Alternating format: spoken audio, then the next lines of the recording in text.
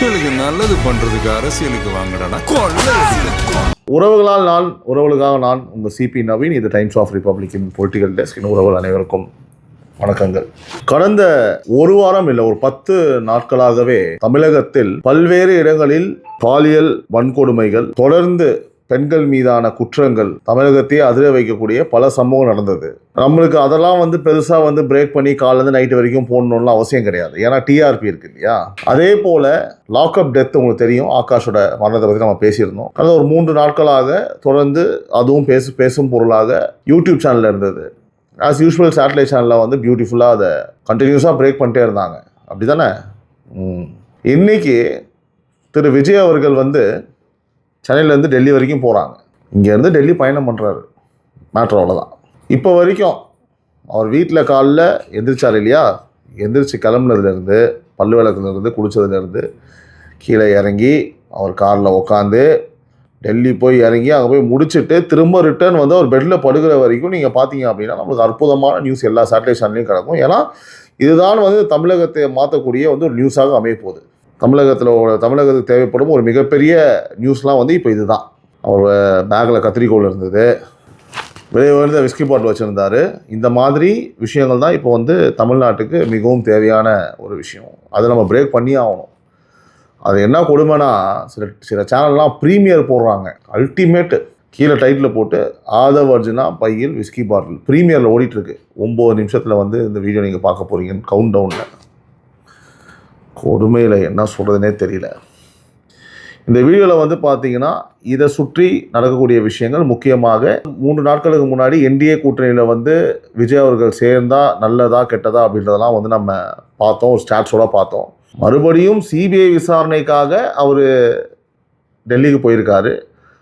உடனே வித்தின் ஒரு 10 ஹவர்ஸ்க்குள்ளே கம்ப்ளீட்டாக எல்லாரோட தூக்கத்தையும் கெடுத்து அரசியல் ஸ்ட்ராட்டஜிஸ்ட் முதற்கொண்டு யூடியூப் வீடியோ போடுறவங்க எல்லாருமே எனி டைம் கேமரா மாதிரியே உட்காந்து கண்டென்ட் கொடுத்துக்கிட்டே இருக்கிறாங்க. ஏன்னா எது போட்டாலும் இப்போ ஓடும். சரிங்களா? என்டிஏ கூட்டணியில் திரு விஜய் சேருவதை கொடுத்து ஏற்கனவே ஒரு வீடியோ போட்டிருந்தோம், நீங்கள் பார்த்துருப்பீங்க. அதாவது அதுக்கு பல பேர் கருத்து தெரிவிச்சிருந்தாங்க. சில பேர் அதாவது ஒரு 70-30 ரேஷியோ வச்சுக்கலாம். ஒரு 70% பேர் கரெக்டு தான், ஒரு 30% பேர் இல்லைண்ணா அண்ணன் தனித்தே போட்டிடட்டும். அது கொஞ்சம் பேர்லாம் நீங்கள் காசை வாங்கிட்டீங்க பிஜேபியில், நான் காசை வாங்கி பேசினேன்னு. கொடுமைய பாவத்தை.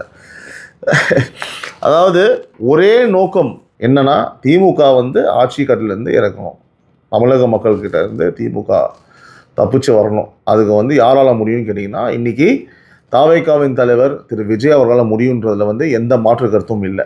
இன்றைக்கி நம்ம பார்த்திங்கன்னா அகெயின் பூம் ஆகி பேசிகிட்டு இருக்காங்க இல்லையா. இந்த என்டிஏ வராரு, நாளைக்கு சைன் ஆக போகுது. விஜய் அவர்கள் நாளைக்கு சைன் போடுறாரு, நீ டெல்லிக்கு போகிறாரு, போயிட்டு மீட் பண்ண போகிறாங்க. பிஜேபி விஜயை நெருங்கி விட்டது. முந்தா நேற்று ஒருத்தர் பார்த்திங்கன்னா எல்லாமே முடிஞ்சிருச்சு, எல்லாம் பேசி முடிச்சிட்டாங்க. ஒரு முக்கியமான ஒரு மத்திய அமைச்சர் எல்லாம் பேசிட்டார், அவங்க சோர்ஸ் மூலிமா வந்தது. சைன் மட்டும் தான் போடணும். இந்த 2 நாள் 3 நாள் ஒரு வாரமாகவே ஒரு பரபரப்பு சூட்டில் போச்சு. அப்புறம் அந்த ஆகாஷ் மரணம் வந்தது. அதுக்கப்புறம் அந்த கன்யூஸாக அந்த ஒரு பெண்ணை ஒரு சிறுமியை, உங்களுக்கு தெரியும் இல்லையா, ஒரு காலேஜ் பொண்ணு ரெஸ்ட் ரூம் போகிறதுக்காக ஒதுங்கியிருக்காங்க, அங்கே கொண்டு போட்டாங்க. அந்த மேட்டர்லாம் போகும்போது இது ஆஃப் ஆகிடுச்சு. இப்போ திரும்பவும் சோஷியல் மீடியாவில் சேட்டலைட் சேனல்லேருந்து எல்லாமே இந்த டாபிக் தான். இதில் வரக்கூடிய செய்திகள்லாம் பார்த்தா ரொம்ப பயங்கர சுவாரஸ்யமாக ஹைப்பாக இருக்குது. ஆனால் ப்ராக்டிக்கலாக உண்மை என்னன்னு கேட்டிங்கன்னா, இப்போ வரைக்கும் தாவேகா அதற்கு தலை அசைக்கவில்லை அப்படின்றதான் உண்மை.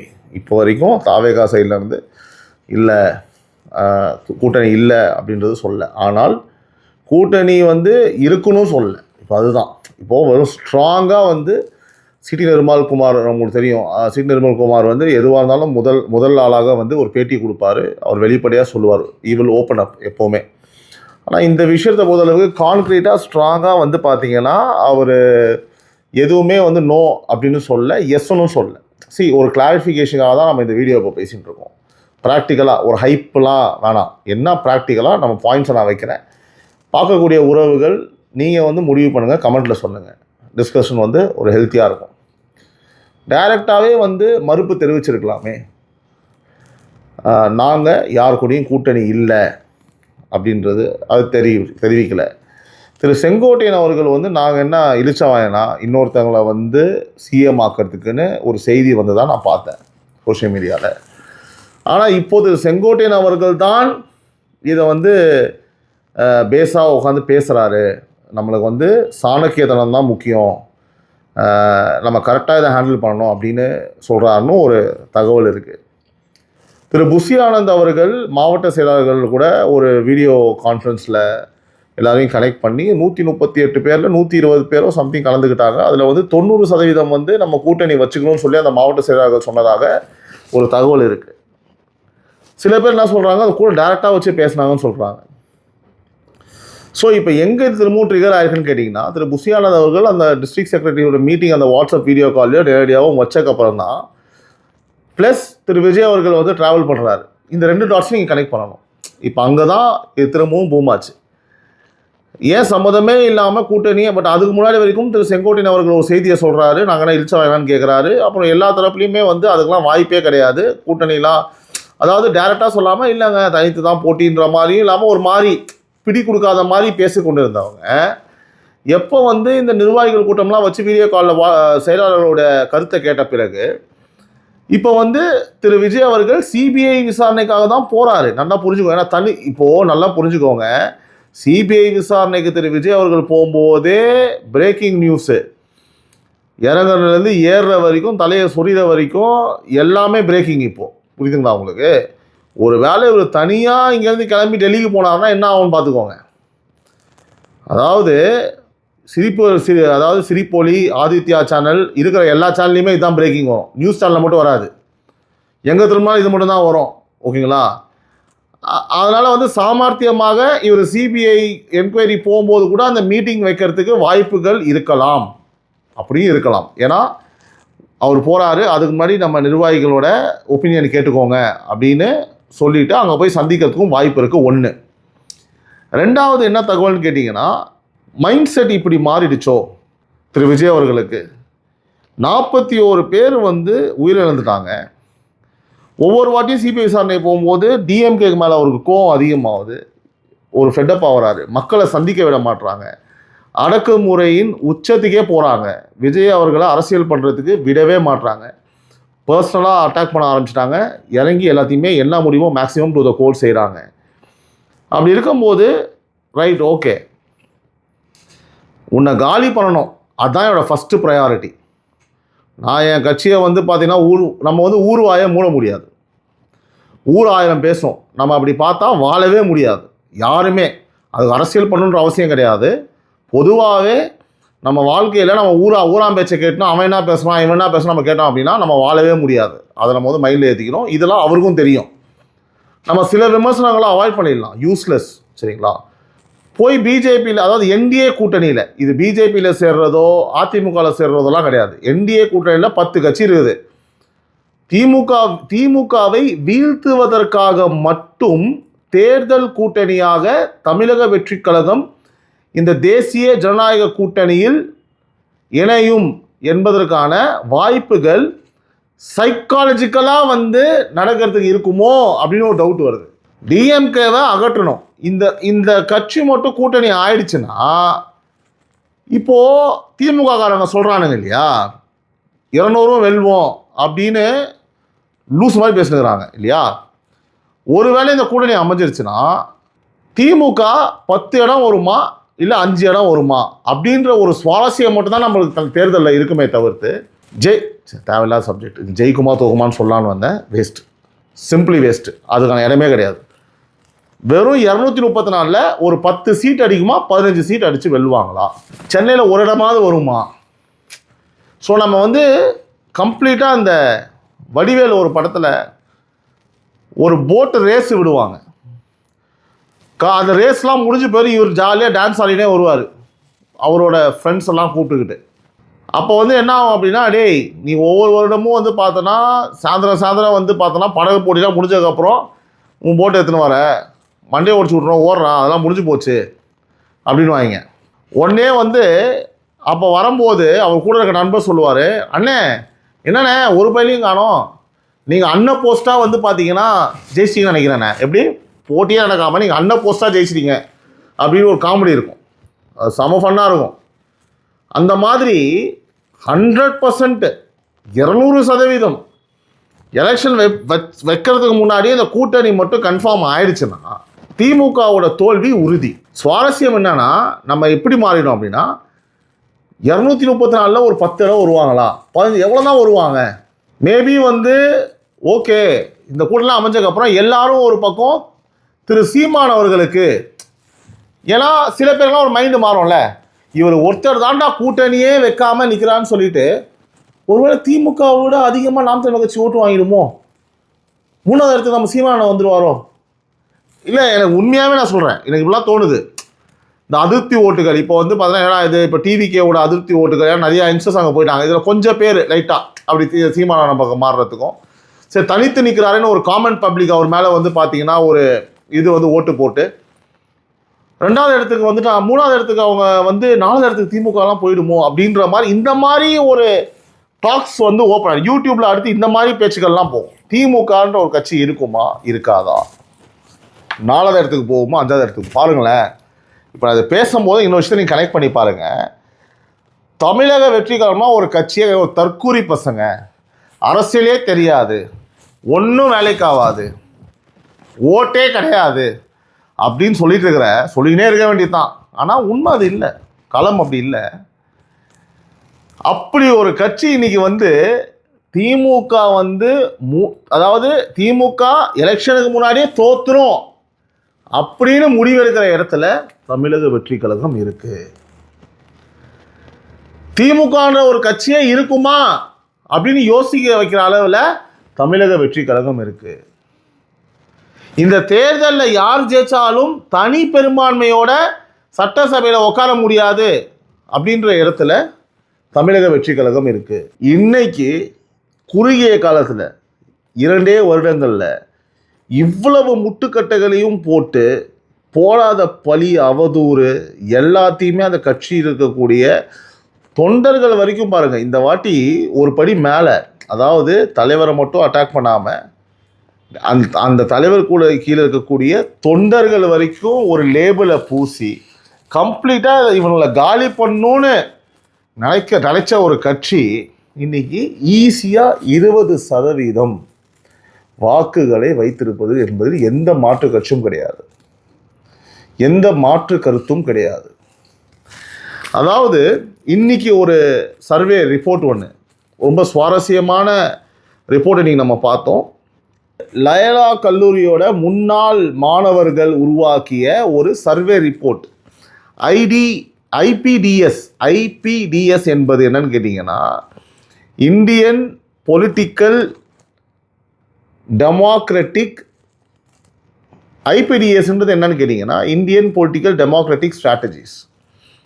இவங்க வந்து இன்னைக்கு ஒரு சர்வே, அதாவது ஆக மொத்தம் ஒரு 1,75,000 சாம்பிள்ஸு ஒரு 40 நாட்களாக 234 தொகுதிகளையும் வந்து பார்த்தீங்கன்னா சர்வே எடுத்துகிட்டு இதை பற்றி இன்றைக்கி ஒரு ப்ரெஸ் மீட் ரிலீஸ் பண்ணியிருக்காங்க. உண்மையாக சொல்கிறாங்க, நான் பார்த்து எதிர்பாராத நிறைய சுவாரஸ்யமான சர்வே ரிப்போர்ட்ஸ் அவங்க வந்து கொடுத்துருக்காங்க. இதில் வந்து தமிழக மக்களின் பிரச்சனைகளை தீர்க்கும் கட்சி, நான் 1-2 மட்டும் சொல்கிறேன். இதை பற்றி நம்ம இந்த சர்வே பற்றி நம்ம டீட்டெயிலாக ஒரு வீடியோ பார்க்கலாம், கண்டிப்பாக நான் உங்களுக்கு சொல்கிறேன், இன்ட்ரெஸ்டிங்காக இருக்கும். இதில் வந்து தமிழக மக்களின் பிரச்சனைகளை தீர்க்கும் கட்சின்னு ஒரு கொஸ்டினை முன்வைக்கிறாங்க.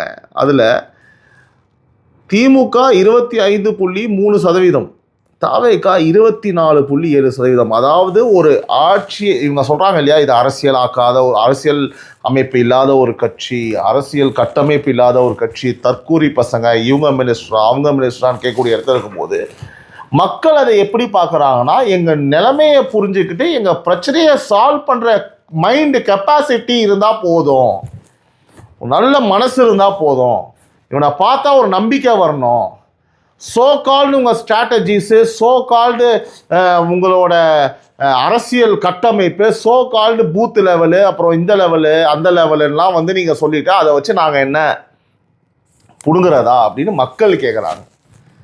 அதெல்லாம் வச்சு நீங்கள் ஜெயிக்கிறதுக்கு வேணால் ஓகேவாக இருக்கும், உங்கள் பூத்து கமிட்டி அந்த அங்கே ஆள் இருக்காங்களா, கிரவுண்ட் லெவலில் ஆள் இருக்காங்களான்றதெல்லாம் வந்து நீங்கள் ஜெயிப்பதற்கு கரெக்டாக இருக்கும். ஆனால் மக்களுக்கு நல்லது செய்கிறதுக்கு அது தேவையே கிடையாது. நல்ல மனசும் நல்ல எண்ணமும் அவங்க தாட் என்ன, அவங்க எந்த பின்புலத்துலேருந்து வந்திருக்காங்க அப்படின்னு பார்த்தாலே போதும். கேண்டிடேட்டை பற்றி இப்போ பேசுகிறாங்க. உண்மையாக சொல்லுங்கள் உறவுகளை, நான் கேட்குறேன். திமுகவில் இருக்கிற கேண்டிடேட்ஸை விட ஒரு கேவலமான கேண்டிடேட்ஸ் நம்ம பார்க்க முடியுமா? யார் மீதாவது ஊழல் குற்றச்சாட்டு இல்லாமல் இருக்குதா? நீங்கள் கேண்டிடேட்ஸை பார்த்தீங்கன்னா எப்படி நீங்கள் ஒரு தராசு வச்சு பார்க்குறீங்கன்னு எனக்கு புரியல. இந்த கேண்டிடேட்ஸை பற்றி பேசுகிறவங்க நான் ஒரு கேள்வி முன்வைக்கிறேன்.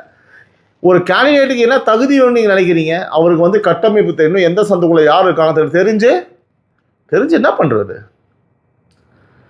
ஏங்க, அட்மினிஸ்ட்ரேஷனில் ஐஏஎஸ் இருக்க போகிறாங்க, ஐபிஎஸ் ஆஃபீஸர் இருக்க போகிறாங்க, கேட்டால் அவங்க கொடுக்க போகிறாங்க. அதை அனலைஸ் பண்ணி ப்ராப்பராக ஒரு டீம் வச்சு அதை செக் பண்ணி இதை இம்ப்ளிமெண்ட் பண்ணுறதுக்கு எதுக்குங்க இந்த வீட்டில் எவன் இருக்கான், அந்த வீட்டில் எவன் இருக்கான்னு தெரியணும். எத்தனை எம்எல்ஏவும் எத்தனை கவுன்சிலர் எத்தனை மினிஸ்டர்லாம் வீடு வீடாக போய் எலெக்ஷன் நேரத்தை தவிர்த்து எவ்வளோ பேர் நேரடியாக போய் பிரச்சனைகளை சால்வ் பண்ணியிருக்காங்க.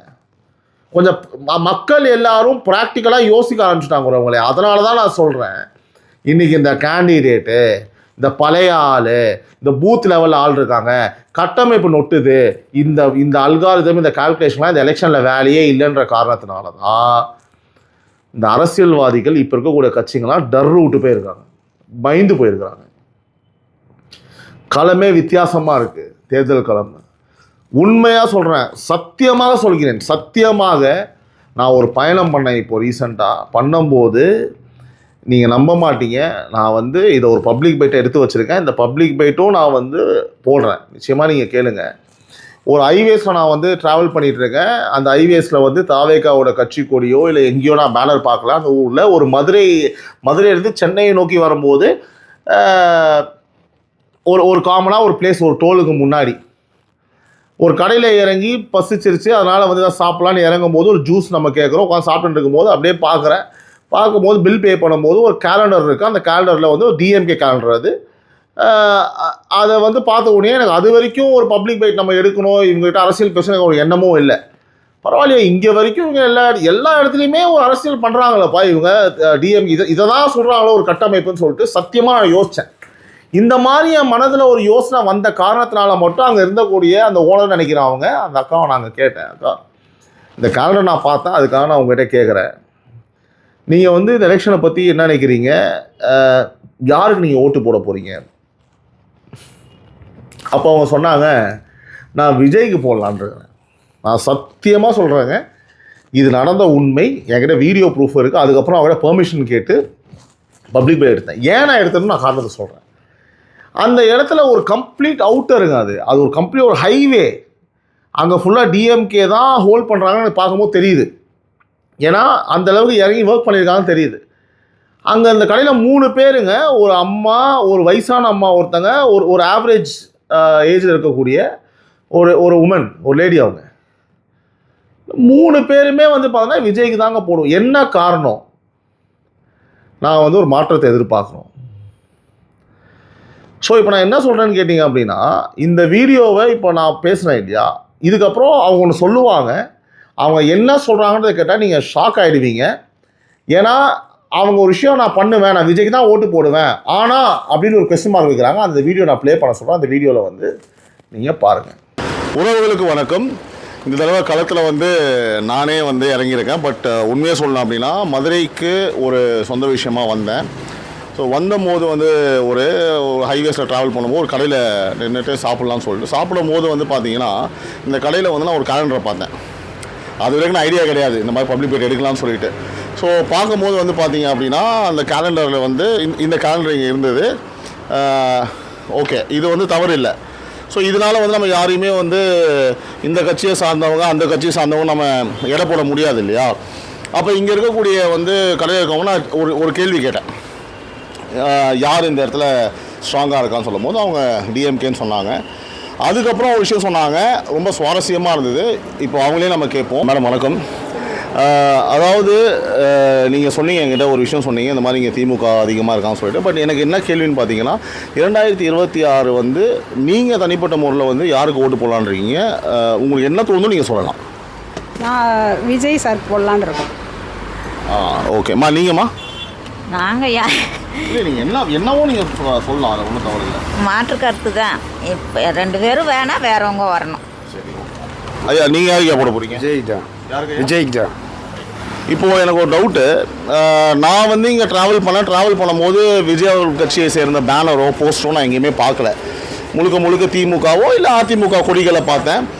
அப்படி இருக்கும் பட்சத்தில் ஒரு ஹைவேஸில் ஒரு டோலுக்கு பக்கத்தில் எந்த ஒரு விளம்பரமும் இல்லாமல் நீங்கள் ஒரு தொழில் பண்ணும்போது விஜய் அப்படின்னு சொல்கிறீங்க. ஆனால் என்ன காரணம்? ஒரு மாற்றத்தை எதிர்பார்க்குறோம் சார். டிஎம்கே ஏடிஎம்கே இப்படி மாற்றி இதே தான் பார்த்துட்டே இருக்கோம். ஏதோ ஒரு சேஞ்ச் இருக்கட்டுமே, மாற்றத்தை பார்ப்போம் அப்படின்றதுக்காக தான் சார். திரு விஜய் அவர்கள் வந்து நிறைய ஓட்டு வாங்குவார்னு நீங்கள் நினைக்கிறீங்களா? வாங்க மாட்டாருன்னு தான் நினைக்கிறேன். ஆனால் முன்னாடி வர்றதுக்கு வாய்ப்பு இருக்குது சார். ஏன்னா எல்லா ஜனங்களும் எதிர்பார்க்குறாங்க, இளைஞர்கள்லேருந்து எல்லாரும் எதிர்பார்க்குறாங்க. அதனால் முன்னாடி வருவாங்க அப்படின்ற ஒரு இது இருக்குது. அதாவது ஓட்டு அதிகமாக வாங்க மாட்டாங்கன்னு நினைக்கிறீங்க, ஆனால் நீங்கள் வந்து பார்த்தீங்கன்னா ஓட்டு போடுவீங்க. ரைட், சிறப்பாக இருந்தது. ஸோ இந்த வீடியோ பற்றி நீங்கள் கேட்டிருப்பீங்க. அந்த அம்மா என்ன சொல்கிறாங்கன்னு பார்த்தீங்களா? அவர் வருவாரா? அவர் வரமாட்டாருங்க, ஆனால் அவருக்கு தாங்க போடுங்க. இதை தான் நான் ரொம்ப நாளைக்கு முன்னாடி சொல்லியிருந்தேன். ஒவ்வொரு மனதிலையும் அது என்ன ஆகி போச்சு அப்படின்னா, சைலண்ட்டாக ஒரு ஸ்லீப்பர் செல் வேலை நடந்துட்டுருக்கு எல்லா வீட்லேயுமே. சைலண்ட்டாக அவர் ஜெயிக்க மாட்டாருங்க, ஆனால் ஓட்டு நான் அவருக்கு தாங்க போடுவேன். இந்த மாதிரி எல்லாருமே நினச்சிட்டா, ஒரு 40% பேர் 45% பேர் இதே மாதிரி நினச்சிட்டா என்ன ஆகும்? நம்மளுமே நம்ம வீடியோ என்ன சொன்னோம் அப்படின்னா, ஒரு முதல்வரெல்லாம் அவருக்கு வாய்ப்பு கிடையாது, 20% தான் வச்சுருக்கான்னு நம்ம சொல்கிறோம். ஆனால் இப்போ நிலைமை பாருங்கள், இவங்க வந்து நான் ஓட்டு போடுவேன், ஆனால் அவர் ஜெயிப்பார கேட்டால் இல்லை, அது கஷ்டம் தான், ஜெயிக்க மாட்டார். இப்போ நீங்கள் இதை எப்படி எவாலுவேட் பண்ணுவீங்க? சோ கால்ட் சர்வேஸ், எல்லா சர்வேமே தான் சொல்கிறேன், நீங்கள் எப்படி எவாலுவேட் பண்ணுவீங்க? மேபி இந்த இப்போ நான் சொன்ன அந்த ஐபிடிஎஸோட சர்வே மட்டும் ரொம்ப ஆச்சரியமாக இருக்குது. எல்லா இடங்கள்லையுமே டிவிக்கு வந்து ரேட் அதிகமாக இருக்குது, டிவிக்கு பர்சன்டேஜ் அதிகமாக இருக்குது. ஆக்சுவலி எல்லா கேள்விகளுக்குமே டிவிக்கு பேஸ் பண்ணி தான் மக்கள் கருத்து சொல்லியிருக்காங்க, மேக்ஸிமம்ன்ற மாதிரி இருக்குது நான் பார்த்த அளவுக்கு. அதனால தான் நான் சொல்கிறேன், இந்த தேர்தலில் வந்து அந்த கணக்குகள்லாம் கிடையாது. ஸோ இப்படி இருக்கும் பட்சத்தில் என்டிஏ கூட்டணிக்குள்ளே ஒரு வேளை விஜய் வந்துட்டார்னா வாஷ் அவுட், காலி, டிஎம்கே இஸ் கான், முடிஞ்சு. நான் சொன்ன உதாரணங்கள் தான். இப்போது நீங்கள் மொத்தமாக இதை எல்லாமே நான் பேசுகிறத வச்சு ஒரு கால்குலேட் பண்ணுங்களேன். பார்த்தா இவரே வந்து எதிர்கட்சியாக வரத்துக்கும் வாய்ப்புகள் இருக்குது தெரியுது. ஒரு 50-60 சீட்டு ஜெயிச்சு ஒரு 20% ஓட்டு வாங்கி ஒரு 10 சீட் கன்வெர்ட் பண்ணுவார்னு யோசிக்க தோணுது. ஆனால் இந்த மாதிரி நம்ம ட்ராவல் பண்ணுறதுலாம் மக்கள் வந்து இந்த மாதிரி சைலண்ட்டாக ஒரு புரட்சி உருவாயிருக்கா அப்படின்னு பார்த்தோம் அப்படின்னா, ஒரு வேளை வந்து தெரியலையே, ஒரு 70-80 சீட்டு ஜெயிச்சிருவாரோ, அப்போ இவரோட கட்சி இல்லாமல் யாரும் ஆட்சி அமைக்க முடியாதோ. நம்ம ரொம்ப நாள் முன்னாடியே சொல்லியிருந்தோம், தாவேகா என்ற கட்சி ஜெயிக்குதோ தோக்குதோ, ஆனால் தாவேகா வந்து இந்த எலெக்ஷனில் ஒரு டிசைடிங் ஃபேக்டராக ஆயிடுச்சுன்றத எந்த கட்சியுமே மறுக்கவே முடியாது. எந்த கட்சி தோல்வி இதை பார்த்தாலும் சரி, இதை நீங்கள் மறுக்கிறீங்க அப்படின்னா கமெண்ட் பண்ணுங்கள், ஒரு ஹெல்த்தி டிஸ்கஷனை நம்ம பண்ணலாம். அவர் சிஎம் ஆவார், எதிர்க்கட்சி சொல்கிறாருன்னு நான் சொல்லலை. தமிழக வெற்றி கழகம் இன்றைக்கி முடிவு பண்ணக்கூடிய இடத்துல இருக்குது எந்த கட்சி வந்து உட்காரணும்னு சொல்லிட்டு. ஆமாவா இல்லையா உறவுகளை நீங்களும் கமெண்ட் பண்ணுங்கள். ஸோ நான் அனலைஸ் பண்ணி பார்க்கும்போது இப்போ நான் உங்களுக்கு என் மனசில் பட்டது, நான் பார்த்தது, நான் நியூஸில் பார்க்குறது, இந்த கட்சி இப்போ என்ன பொசிஷனில் இருக்குது, இவங்க சேர்ந்தால் என்ன ஆவாங்க, இவங்க டிஎம்கே என்ன கதியாக போகுது, சேரல அப்படின்னா இவர் டிசைடிங் ஃபேக்டராக இருப்பார், அதுக்கு 99% வாய்ப்பு இருக்குது. மேபி ஒரு ஒரு ஒரு ஒரு அதாவது சீட் கன்வர்ஷன்ஸ் ரொம்ப கம்மியாக இருக்குன்னா ஒரு டிசைடிங் ஃபேக்டராக வர்றதுக்கான வாய்ப்புகள் இல்லை. அது என்ன ஒரு ஒரு ஒரு 1 or 2% அப்படி இருக்கிறதுல கூட வாய்ப்பு இருக்கலாம். பிகாஸ் இது வந்து ஒரு ஒரு புரியாத ஒரு புதிராக இருக்கிறது. ஆனால் ஒன்று மட்டும் தெரியுது, எல்லா இடத்துலையுமே ஒரு சைலண்ட் ஓட் வார் கிரியேட் பண்ணியிருக்காரு திரு விஜய் அவர்கள். இது சத்தியம், இது உண்மை. இறங்கி டவுட் இருந்ததுன்னா நீ கொளத்தூர் தொகுதியில் இல்லைனா பெரம்பூர் தொகுதியில் டிஎம்கேக்கு சொம்பு இல்லாத இடத்துல காமன் பப்ளிக்காக போய் காமனாக ஒரு டீ கடையில் ஒரு ஆட்டோக்காரன்ட்டு அரசியல்வாதின்னு காட்டாமல், ஒரு ஜேர்னலிஸ்ட்னு காட்டாமல் நீ பேச்சு கொடுத்து பாரு. இல்லைன்னு மறுக்கிறவங்க இதை பண்ணி பாருங்கள், செஞ்சு பாருங்கள், உங்களுக்கு சத்தியமாக தெரியும். இப்போ நம்ம இது எல்லாத்தையுமே கனெக்ட் பண்ணி இப்போ விஜய் போகும்போது அங்கே சைன் போட தான் போகிறாரு, நாளைக்கு சைன் போகிறோம், நாளைக்கு இணையுது, நாளைக்கு வந்து இணையிறாங்க அப்படின்னு நான் சொல்கிறதுலாம் ஆள் கிடையாது. எனக்கு ஜோசியம் தெரியாது, எந்த சோர்ஸஸுமே ஒரு ரெலவெண்ட்டாக இல்லை. இதுதான் ஆனஸ்டான ஃபீட்பேக். யார் சொல்கிறதுமே ஒரு ரெலவெண்ட்டாக எடுத்துக்க முடியல, யாருக்குமே சரியாக தெரியல, இதுதான் உண்மை. ஆனால் இதெல்லாம் நடந்ததுன்னா எப்படி ஆகும், நடக்கலைன்னா எப்படி ஆகுன்ற ஒரு ஃபேக்டரை நான் அவங்ககிட்ட பேசியிருக்கேன். உறவே நம்ம மீண்டும் அடுத்த ஒரு முக்கியமான ஒரு தலைப்பில் உங்களை எல்லாருமே சந்திக்கிறேன் உறவுகளே. நன்றி, வணக்கம். அதற்கு முன்னாடி வந்து பார்த்தீங்கன்னா சப்ஸ்கிரைப் பண்ண மறந்துடாதீங்க. ரொம்ப நாள் அது உங்கள்கிட்ட ரெக்வஸ்ட்டாக கேட்டு பார்க்குறவங்க கொஞ்சம் சப்ஸ்கிரைப் பண்ணுங்கள். உங்களோட சப்போர்ட் எப்பவுமே எனக்கு தேவை உறவுகளே. நன்றி, வணக்கம்.